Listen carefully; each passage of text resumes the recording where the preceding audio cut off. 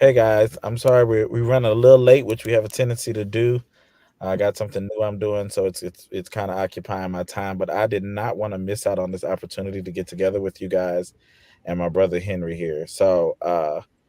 First things first, this podcast is about business, ministry, outreach, and healing, right? And so I just want you guys to kind of know that in ahead of time. And Henry, tell them a little bit about yourself and tell them how we know each other.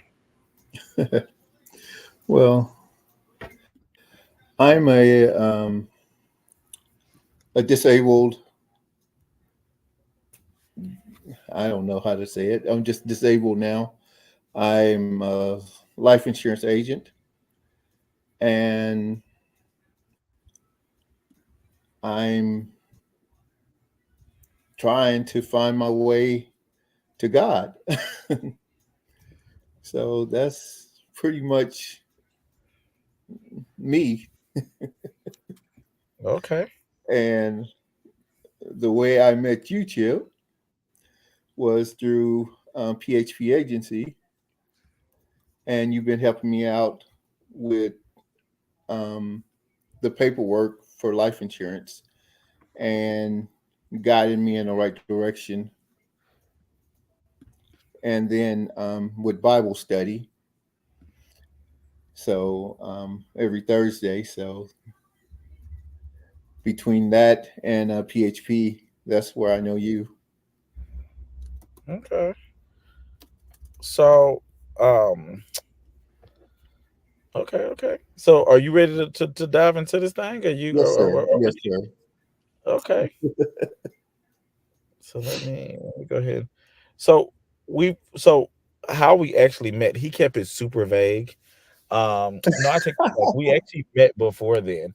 How we really got close? We ended up going to a big event and roommating together. We had kind of known each other and talked back and forth, but that was really kind of the thing that really kind of solidified our brotherhood per se.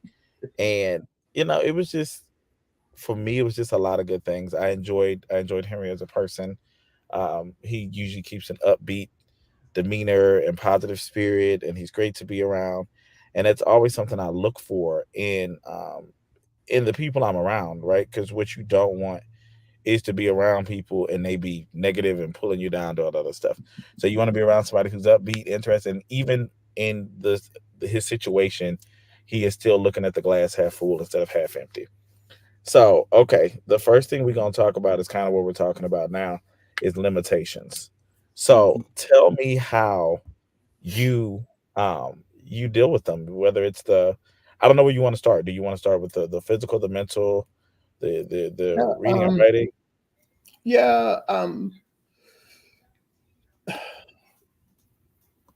Well, first thing, being crippled is, you know, just a serious problem because I'm used to, I like to run, I like to do stuff, I like to go all the time. So being in pain and having to use a cane to Hmm. walk, it's changed everything in my life.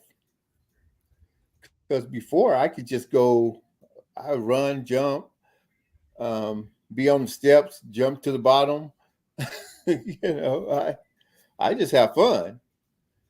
And now, when you have to use a cane, it's You're not still running and jumping on steps and doing all that other stuff? yeah, it ain't fun anymore. But at the same time, you have to take the good with the bad. So I have learned how to deal with my limitations, like walking. You know, I have to go to the pool to run now. So I get in the water and I can run in the water. But walking a half a mile on land, that's like torture. But walking an hour in the pool is nothing. So I I just even have think to. about how far would you say we walked at the Oh event? Lord, at the event, miles and miles. I know we walked at least 3 miles just from one hotel to the main auditorium, and we were sometimes we were having to walk fast, and if it wasn't for that cane, I don't know what I would have been able to do because I was hurting. Mm, I know Because you were.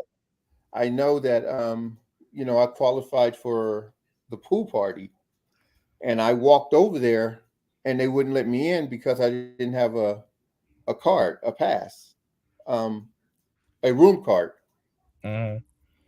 or a key, a room key. I didn't have a key, and I couldn't get hold of anybody to let me in. So I walked over there, and all of my underbelly was rubbing, and it was all raw. So, and I'm sitting over there hurting and mad, saying I can't get in. I didn't walked over here in 10 minutes. It's a 20-minute walk. I didn't walk in 10, and I'm in pain, and it's like, and I can't get in. Mm, But hey, like I said, you take the good with the bad because it is what it is. You can't change it, so you just got to let it go. And I'm learning that because before I wasn't able to do that. I'm getting better. I'm getting better where I can say, okay, all right, let it go, let it go, let it go, and then just just go on. And if you can't, go ahead and throw that smile on or laugh about it at least. and so you talk about some of the physical limitations. Mhm. Talk about, do you mind talking about some of the mental or emotional No, or some of the no, reading I and have no writing and problem some with of it. that other stuff? Can you Yeah, mind sharing yeah, that with the yeah, audience? yeah. I have no problem with that. I mean, emotionally, yeah. I mean, like for me, being in my situation, I mean, you feel like you get sad. I mean, you cry a lot. Um, you you wonder a lot, and and you try to figure out how to manage it without letting it hurt you too much because it's it's really difficult. But at the same time, I try to keep things to myself a lot, and that's why being able to talk to certain people, that helps you get some kind of relief, Mm, to release a little of the stress, or or let it just come out. mhm, It might not take care of it, but it's a start. I mean, if you don't start somewhere, you'll never begin.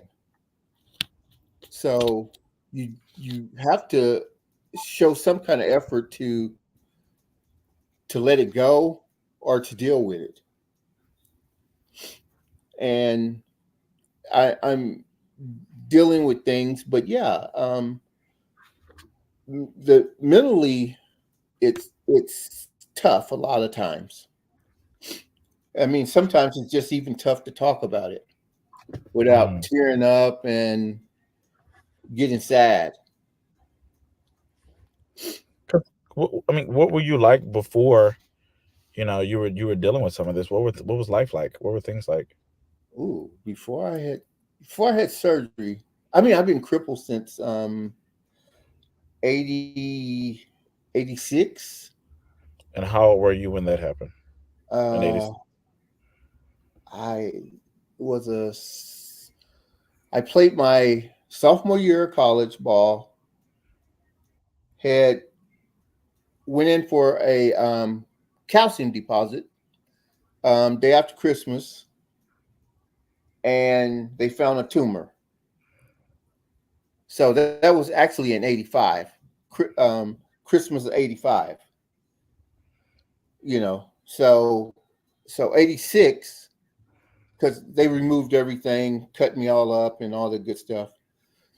And 86, I coached because I went through the summer. I rehabbed and I did all my rehab, and I got good enough where I was able to coach. Okay. So I wasn't using the cane. I didn't start using the cane until maybe 10 years ago, 10 or 15 years ago. So I guess I was 20, 19, 20. So I mean, walk me through what that looks like at 19, 20 to be in that position, right? Because we always think in life like somebody may look at you and be like, "Oh, you're older. It probably happened like 5 years ago, a couple years ago."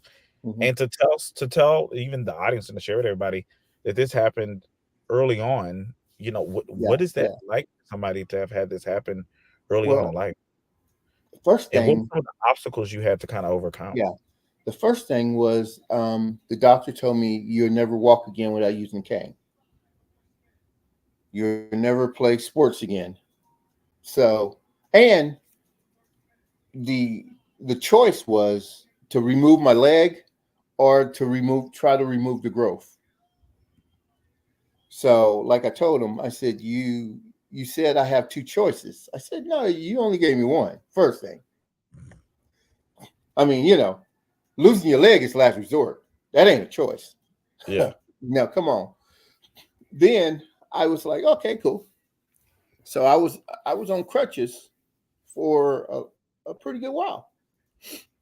Did the crutches, the cane, then came back, went to I coached. So and the big thing was trying to learn how to let people help me Come on. because because I used to help everybody. So Mm, if somebody was crippled, somebody was on crutches, somebody had a broken arm, sling, anything, I go grab a tray. I'll go get their food for them. I'll go do this. I go do that. I don't drive, so I when I went and did it, I actually walked and done it. So or wherever it was.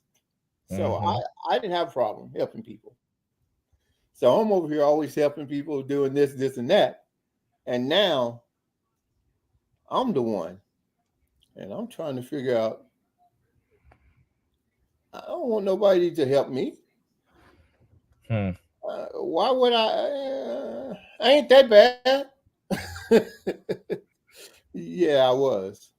I was really bad. I mean, I barely could walk.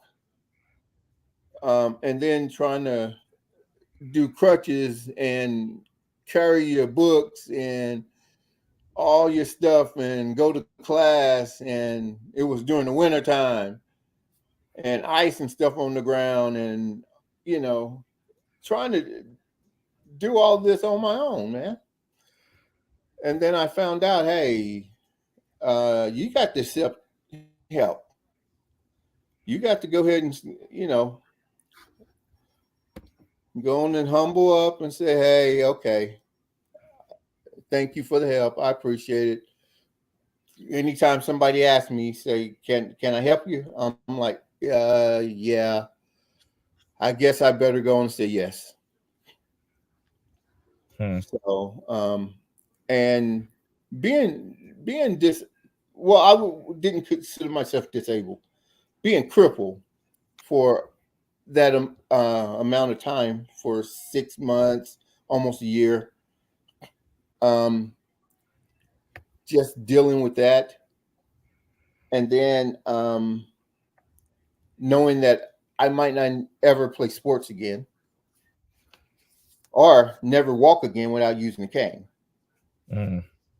So it was it was a big change, and it was a change in the way I had to think too, Hey, I be- understand. because I wasn't able before, and at the beginning, I really wasn't able. So, and we'll kind of switch gears for a minute. And I appreciate you sharing that with us. Um, I know one of the other things you want to talk about is relationships with friends and family, and often how you were talking about how friends feel more like family than family does. Yeah. Talk to me a little bit about that. And I laugh because sometimes I can understand that I will sometimes have a connection with some friends that I just don't have with family, and I'm really able to just kind of embrace some people. But kind of talk to me about your journey with that. Well, I I think one thing about it is, um, at the beginning, like even life wise, in the beginning, I our family, I live with my great grandmother, my great grandmother, and um, she always helped everybody. So that's where you get So it from. yeah, so when people need help, they would always come to her, or if they had a question about things, because she was very knowledgeable. She was a foot doctor, and a midwife. So she was very intelligent, but it wasn't school. It was how she learned it at home, Mm. and always helping people, always doing stuff, always giving her last dime, whatever it is. And then family, you know, they were always around.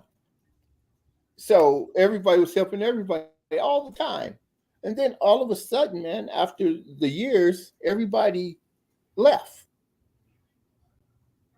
And it was like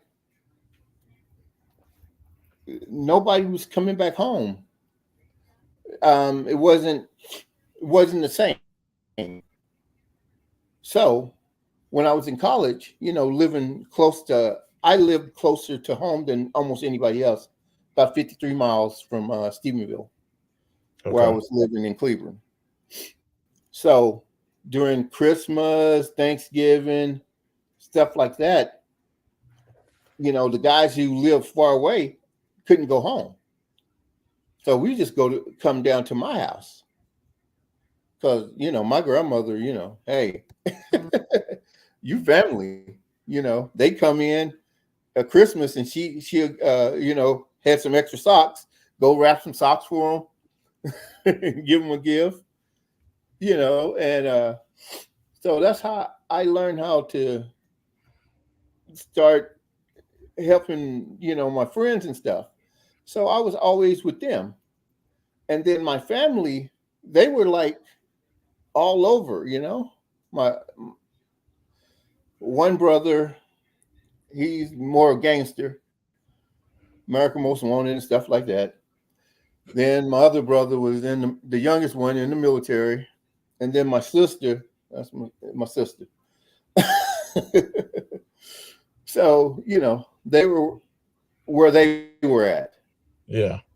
And then my mom, she was um, usually somewhere close. Hmm. So I'm over here, and I'm having relationships, and I'm starting to bond with my friends. because I'm around them most of the time. And if I'm in trouble, I can't call my brothers or my sister. So I'm depending on my friends. Mm. But most of the time, I wasn't really in trouble. Back, I was trying to be all right, you know. But if they needed something, you know, we were building a bond, so I helped them out. And as that bond started to build, we were getting close, and I was hanging with them all the time. And my family, I seen them maybe once a year, Mhm. if that, because they had their own families, and I'm the Yeah. only one without kids. So I started bonding with friends, and then started depending on friends, because if I got in trouble, if I needed something, I can't call your family because they ain't coming. So you call your friend, and then your friends start calling you, and then they're just like your brothers. So talk to me a little bit about that relationship with them, with those friends. And I know you kind of just said you were mainly calling them for trouble. Do you guys call each other for anything else? Or you guys No, for we just emotional call each other. support? We try. Um, Before I like when I lived in an apartment, I would have roommates, and I tr- a lot of times I had the same roommates all the time, Okay. all through the years. Um, Even if it was just one of the guys, and I had a bunch of athletes that stayed, you know, guys who was playing sports or ex athletes, Hmm. because that's how we all met. We all play sports, and I used to show people around. I was the guy. When you came as a recruit, I would show you around. So that's how I started meeting everybody. And like I said, when we all lived together, we all depended on each other, and then we all worked in the same place. So, like I said, you doing everything together. So and then you start building that bond. And like I said, you like brothers because you work together, you live together, you do everything together. Okay. You have, if they kids got a problem and you can help, you're gonna help that. Yeah, But man. everybody had kids with me, so that was probably the other thing that made it easy for me. I didn't have to worry about what I did, what I was going to do, or how I Yeah. was going to do it, because they had to bring home the bacon Yeah. because somebody wanted to get paid. Because So, kids don't raise themselves anymore. yeah. So, and I know one of the last things we wanted to talk about was the fight with the flesh and changing for Yeah, the better. Don't say that. So give me a little talk about that. Come on, that's the yeah, dig a little man. deep. Give me a little something. It's hard. A lot of times it's hard. It's hard, especially like I said, in the situation that I'm in. I don't drive, Hmm. so if I'm going to get around, I got to do a Uber or a Lyft or a friend, and everything costs. Mm. You don't have friends anymore that do things just out of the kindness of their hearts. And that's the thing. I don't have those kind of friends here. Now, if I lived in Houston with y'all, you know, life would be a whole lot better. Well, come on down. What you waiting for?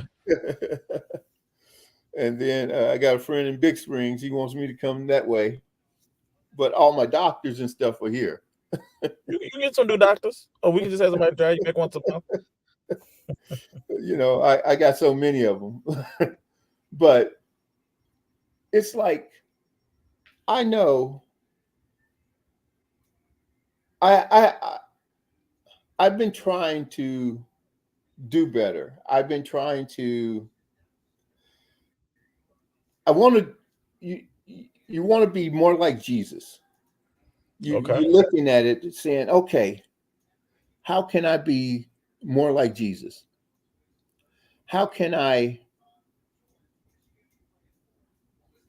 forgive my people who do things bad to me? How do I just say, hey, I forgive you? Um, all right, let's try to make things okay. But my flesh is saying, look, homeboy done messed over you. He done messed over you twice. And, nah, homeboy, you gotta go. Don't even come in front of me. Don't walk past me. Don't talk to me. Nothing. But no, I'm I'm trying to say, hey, what would Jesus do? Jesus would forgive him, Yeah. do what he could to make everything okay. Okay, I'm trying that. I'm trying to go there. I really am. But it's it's not easy. But I guess if it was easy, everybody would be doing it. So, since it's not easy, and then it's not just having problems with beefs and stuff like that. You, like for me, I since I'm by myself most of the time, you get lonely and you want companionship, and you have to you have to figure out a way to have companionship and have it just as a companionship, So explain to me nothing what you else. mean when you're saying that. What does that mean? Just Break that just down. friends. This for the brothers. Break it down for the brothers. Just friends. You know, we could chill, go to a movie, something like that. But at the end of the day, you know, you come home and they go. you know, if you help somebody, you don't have to get nothing out of it. So, because before, hey, I ain't nowhere in the world. But now I'm saying, okay, look, you help people out of the kindness of your heart. Hmm. You don't do it for a benefit for you. Hmm. The the benefit you're getting is making someone else happy. Come on. And that should be enough for you to know that you done something for somebody else and help them better their self. Hmm. And at the same time, even though you might not think you're bettering yourself, you are. Because the more you help somebody else and you get satisfaction out of that without any benefit, then you're moving in the right direction. Hmm. If you're looking to move closer to what Jesus would do. So that's what I see. And I think that if I could continue that motion and in that direction, then I would be a better man, a better brother, a better friend. Hmm.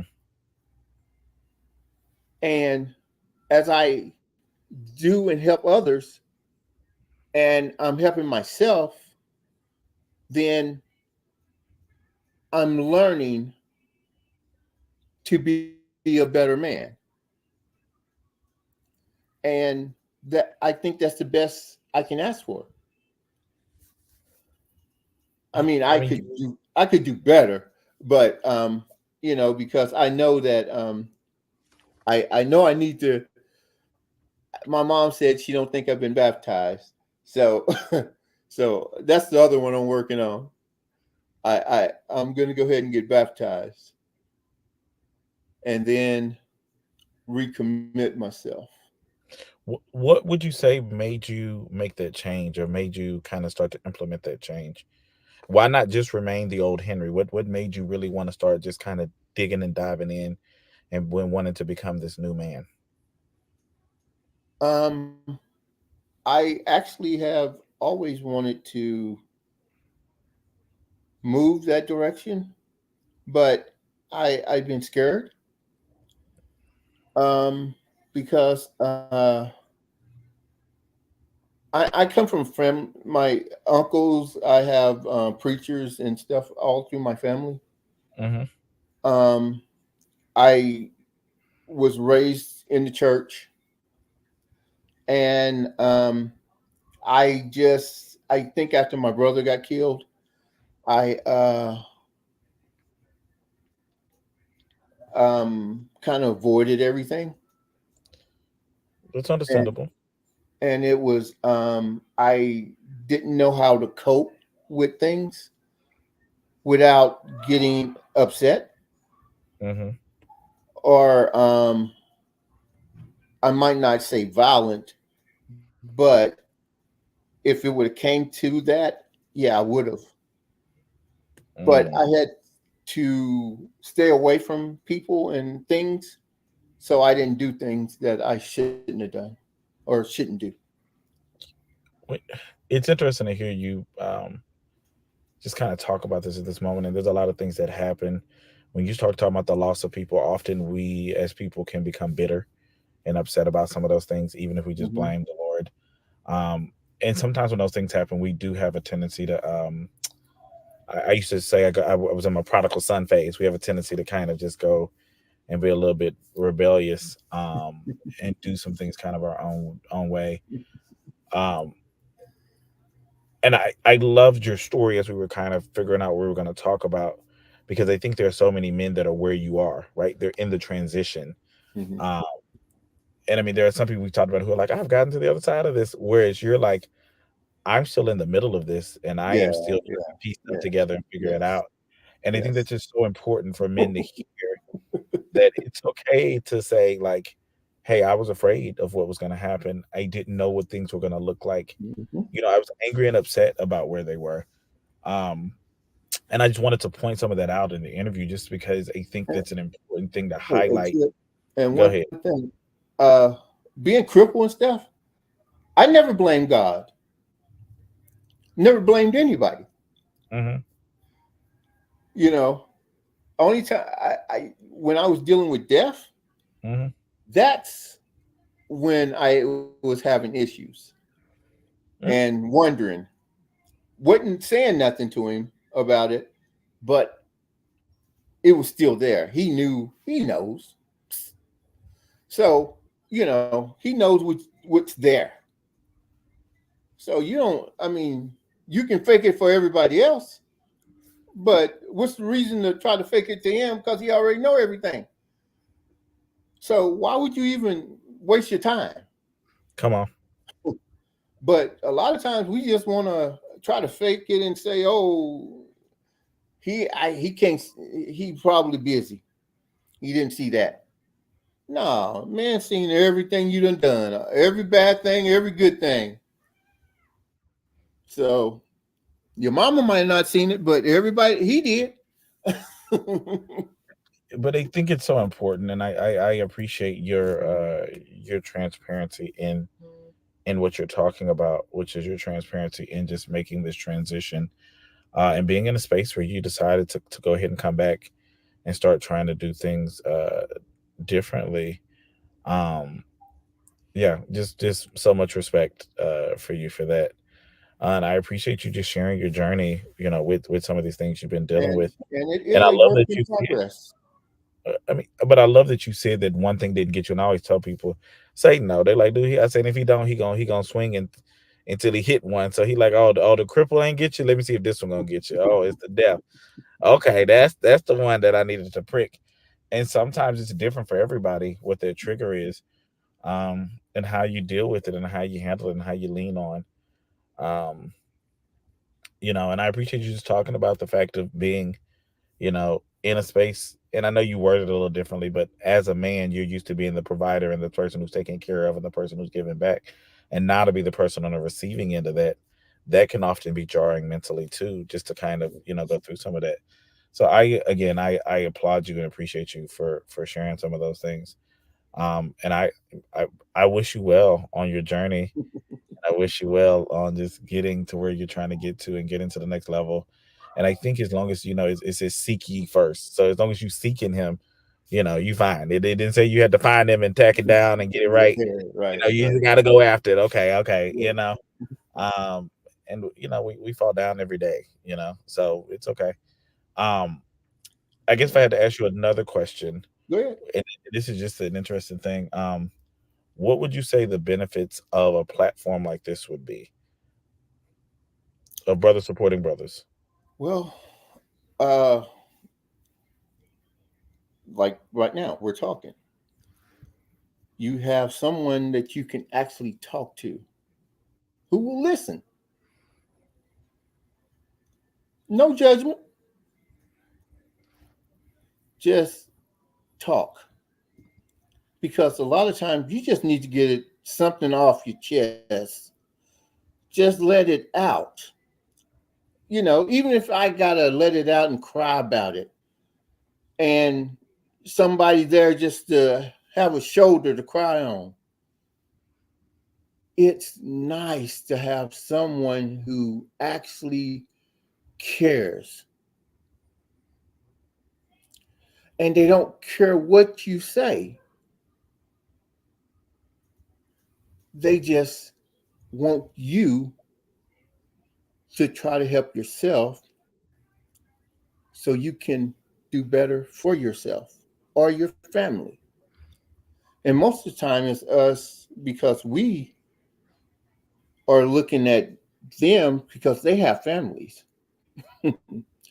And we want them to do better so they can be better and so they can show their family and life gets better. Hmm. But yeah, Well, this is a great place because if not, I would be sitting here and you know some stuff I want to get off my chest I would never get off. well, I appreciate you, brother, being here and being comfortable enough to find the trans what's the word I'm looking for? Transparency Mhm. with everyone who's here. So I appreciate it. One of my brothers is over here talking. He was the one we had last month, and he was just agreeing. He was saying it's needed and it's a safe place for men where iron can sharpen iron. He Mhm. also said, "Seek ye first the kingdom of God, and all His righteousness, and these things shall be added unto you." But when we look at some of this stuff, it's like I said, this is the important part. So I appreciate you. I applaud you. Thank you so much for sharing your story. Is there anything else you want to say or add, or anything else you want to throw in? um yeah, if anybody needs someone to talk to, y'all can holler at me. um like I said, I'm disabled. I work a little bit with the life insurance, but i'm I'm always willing to listen and talk to whoever need it. So uh, definitely, thank you for letting them know that. I included his email and his Facebook. So if you guys need to reach out and get a hold of him, feel free to do that. And even if you need life insurance, feel free to reach out to him for life insurance. If you just need to talk and want somebody to identify whether you're struggling with the flesh, or you're dealing with some disabilities and may want to talk to somebody who can identify with you on that front, He's always there. So thank you guys. I appreciate it. And if nothing else, we will sign off for Brothers Supporting Brothers. All All right. right. Catch you later.